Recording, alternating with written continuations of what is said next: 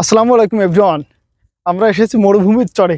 এখন দেখব যে মরুভূমির জীবনযাপন। দেখুন, আশ্চর্যের বিষয়, মরুভূমিতে কাশবন।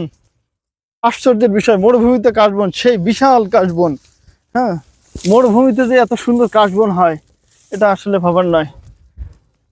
আমরা একটু দেখতে চাচ্ছি যে উট কোথাও পাওয়া যায় কিনা।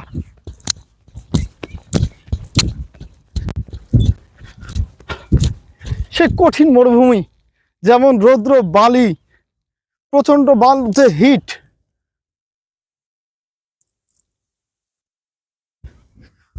বালু, অত্যাধিক গরম।